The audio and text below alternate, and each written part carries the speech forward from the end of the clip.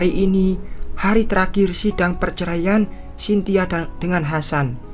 Tak dipungkiri, meski Cynthia terlihat santai dan biasa saja, namun di dalam sana ada rasa perih yang sedang ditekan. Ya, Cynthia juga sedih dan sakit hati saat tahu pernikahannya tak bisa lagi dipertahankan.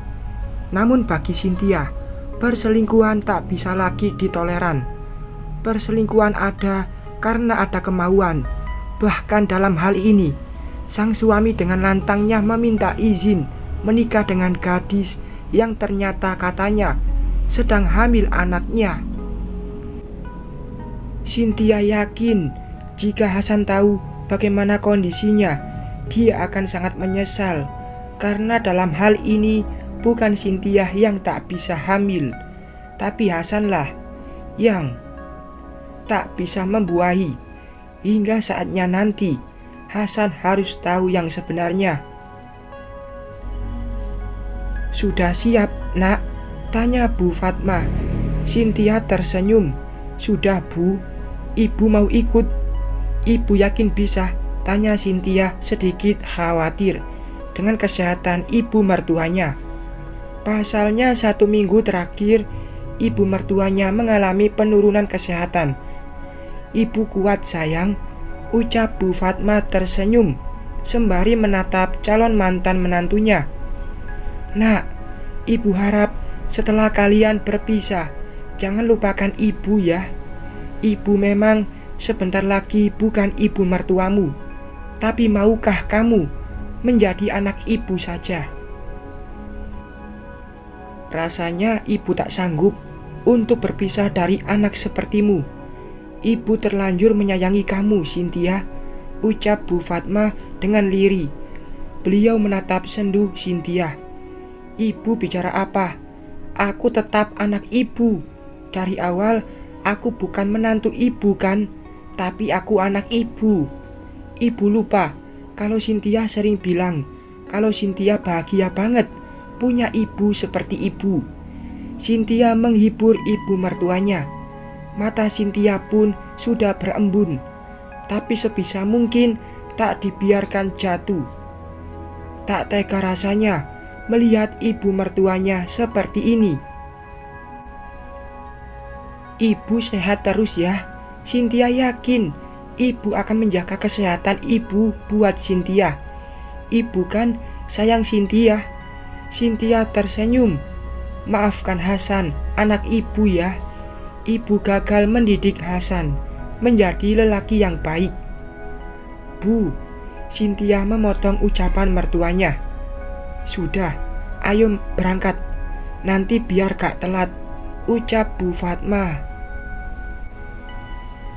"Mas, Mas!" Rizka berteriak memanggil suaminya. Dia masuk rumah dengan tergesa. "Apaan sih, Yang? Aku baru pulang dari kerja. Capek," keluh Hasan yang terganggu dengan suara istrinya yang cempreng. Yah, sekarang Hasan kembali menjalani pekerjaan menjadi seorang kuli bangunan lagi seperti dulu. Meski penghasilannya tak seberapa, tapi paling tidak bisa untuk makan dia dan istrinya. "Kamu itu kerja gitu aja capek, gaji juga gak seberapa kan? Nih, aku dapat pesan dari calon mantan istrimu," ucap Rizka menyodorkan ponsel. "Maksudmu apa? Calon mantan istri?" Hasan tak terima. "Aku dan Cynthia masih suami istri, dan kita tak akan pernah pisah. Apalagi Cynthia sangat cinta sama aku."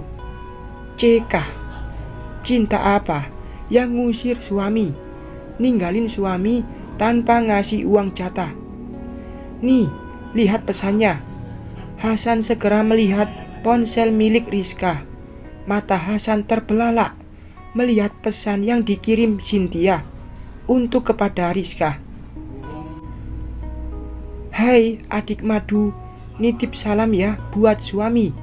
Tolong sampaikan buat suami, besok datang ke pengadilan agama pukul 9 pagi ya.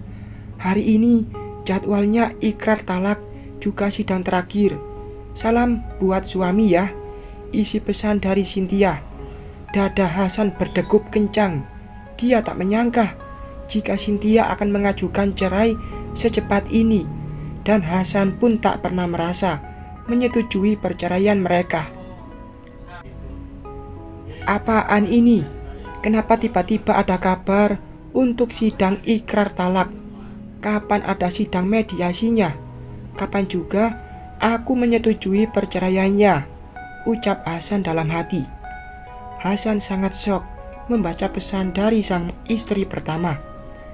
Sudah 2 bulan lebih Hasan tak mendapat kabar dari Cynthia. Hasan berharap Cynthia segera memberi kabar padanya, tapi bukan kabar perceraian yang dia harapkan. Bagaimanapun, Hasan sangat mencintai Cynthia. Sudahlah mas, gak perlu berharap sama Cynthia lagi. Ini sudah sidang akhir juga. Jadi, sekaranglah saatnya kamu meminta bagian harta kamu. Kamu gak mau kan anak ini jadi menderita? Ucap Rizka. Maksudnya? Kamu bego banget sih, mas. Ya, kamu tuntut harta gono ginilah. Emangnya kamu mau gak dapat apa-apa? Selama ini kan kamu juga kerja. Jadi kamu berhak dong dapat harta itu. Nanti kalau kita udah punya uang, kita bikin aja toko kayak dulu. Kita jalanin bareng, biar bisa besar lagi. Gimana? Anak udah ada, istri juga udah cantik, tinggal harta yang kurang. Hidup kita pasti sempurna dan bahagia, jawab Rizka membujuk. Ia tak mau tujuan menikahi Hasan jadi sia-sia. Kamu bener sayang, aku harus dapetin harta itu. Aku gak akan biarin Cynthia merampas semuanya. Meskipun usaha itu hasil dari warisan Cynthia, tapi mas juga ikut andil dalam membesarkannya, ucap Hasan menggebu. Hasan sudah buta. Tujuan Hasan sekarang adalah harta. Jika Cynthia tak bisa dipertahankan, maka dia pun akan mempertahankan haknya sebagai suami. Hasan tak mau kehilangan semuanya. Hasan berencana akan datang ke persidangan besok. Aku akan datang besok Cynthia, dan jika kamu gak mau ku pertahankan, maka aku akan melepaskanmu dan mengambil hakku, ucap Hasan dalam hati. Pagi itu, Hasan sudah bersiap berangkat dengan Rizka. Rizka gak mau ditinggal sendiri di rumah. Dia gak mau kecolongan. Dia sudah mencintai Hasan.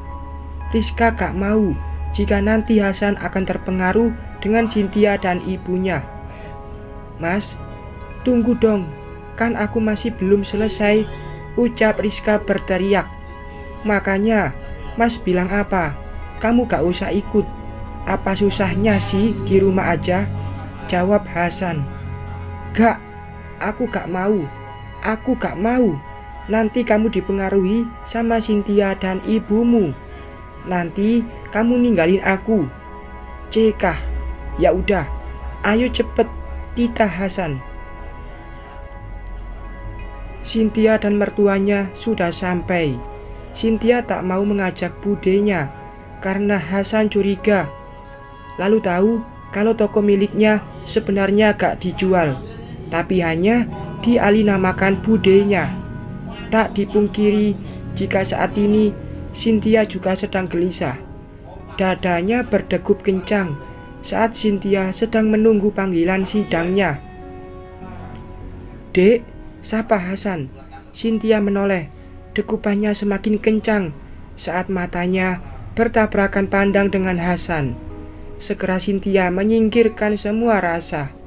Ia segera memasang wajah dingin dan biasa saja. Rizka yang mendengar suaminya menyapa Cynthia menyenggol Hasan. Hasan pun tak menggubris Rizka. Dek, bisakah kita bicara 4 mata saja? Ucap Hasan. Setelah berapa lama ini kamu gak ada kabar. Hanya memberi kabar persidangan ini. Mas harap kamu berpikir dewasa untuk berbicara sebentar denganku, ucap Hasan dingin. Dek Rizka, kamu di sini saja. Mas cuma sebentar. Kamu jangan khawatir. Rizka yang hendak mengikuti pun kesal karena tak diperbolehkan suaminya. Ia menghentakkan kakinya sambil memalingkan muka malasnya. Mau bicara apa lagi, Hasan? Ucap Cynthia saat mereka sudah di taman dekat ruang tunggu panggilan. Hasan yang mendengar Cynthia memanggil namanya saja tanpa embel-embel Mas pun merasakan ada nyeri di dalam sana. Kenapa kamu pergi setelah apa yang kamu lakuin dengan pernikahanku, Cynthia? Apa sebegitu terlukanya kamu sampai tega melempar kotoran di muka kami? Tanya Hasan dengan menatap dalam Cynthia. Luka itu sudah kering, Hasan.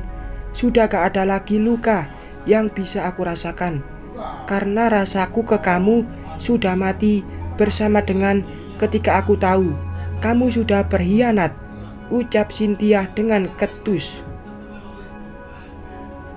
Aku gak berniat, Cynthia. Aku hanya ingin anak. Ayolah, Mas masih mencintaimu seperti dulu. Mas sudah memaafkan semua ulahmu di pernikahanku dan Rizka. Mari kita mulai hidup kita bertiga. Kamu juga bisa menganggap anak Rizka menjadi anakmu juga. Kita akan bahagia, bujuk Hasan. Pede sekali kamu, Hasan. Aku akan lebih bahagia jika sudah lepas dari kamu. Masih banyak lelaki di luar sana yang bisa membahagiakanku daripada kamu, jawab Cynthia sinis. Hasan tersenyum sinis. Siapa yang mau sama seorang janda tanpa anak? Pula perih hati Cynthia saat Hasan mengatakan hal itu. Pasalnya selama ini Hasan tak pernah menyebutkan hal itu. Meskipun bukan Cynthia yang, tapi tetap saja terasa sakit saat Hasan sendiri yang mengatakan itu. Kamu yakin kalau aku yang? Tanya Cynthia dengan membenarkan kerah baju milik Hasan. Hasan yang sudah lama tak bertemu Cynthia pun kini merasa gugup. Ada gelora yang mendesak di dalam sana. Apa kamu juga yakin kalau kamulah yang, Rizka? Ucap Cynthia santai. Jelas kamu yang, Cynthia. Jelas-jelas akulah ayah dari anak yang dikandung Rizka. Meskipun aku bukan yang pertama menyentuhnya, tapi akulah ayah janin itu. Janin itu ada setelah 1 bulan aku berhubungan dengannya. Jadi kamu jangan asal ngomong. Apa kamu cemburu Rizka bisa hamil anakku, sedangkan kamu tidak? Cynthia mencebik mendengar kepercayaan diri Hasan. Dasar terlalu bodoh kamu, Hasan, ucap Cynthia dalam hati. Tak perlu aku cemburu dengannya. Aku bukan wanita sepertinya yang mau menyerahkan kehormatan pada lelaki yang belum sah menjadi suamiku, apalagi sampai hamil dengan lelaki lain pula, jawab Cynthia sinis. Sudah ya, sepertinya sudah gak ada yang perlu dibicarakan. Sepertinya sebentar lagi kita akan dipanggil, lanjut Cynthia. Baiklah, jika kamu bersikeras untuk cerai, maka aku akan mengajukan gugatan untuk harta gono gini, ucap Hasan pada Cynthia. Cynthia langsung ngeloyor pergi tanpa membalas perkataan Hasan. Kamu ngomongin apa aja sih, Mas? Kok lama banget sama dia? Kamu bilang kan kalau kamu akan tuntut harta gono gini kalian? Tanya Rizka yang tak sabar. Aku udah bilang sama dia kalau aku akan tuntut harta gono gini. Enak aja. Masa aku udah capek kerja besarin toko malah gak dapat apa-apa, ucap Hasan pada Rizka. Hasan yang dari tadi tak memperhatikan sekitar, tak sadar kalau ada ibunya di sini. Bu Fatma yang mendengar ucapan Hasan pada Rizka barusan hanya bisa menggeleng melihat kelakuan anaknya. Rizka benar-benar membawa pengaruh buruk pada Hasan. Hasan yang sudah berubah menjadi lelaki baik dan soleh, kini menjadi lelaki yang tak tahu diri. Bu Fatma pun membenarkan tindakan Cynthia yang mengalinamakan tokonya dan asetnya menjadi nama Bu Ratna. Bersambung.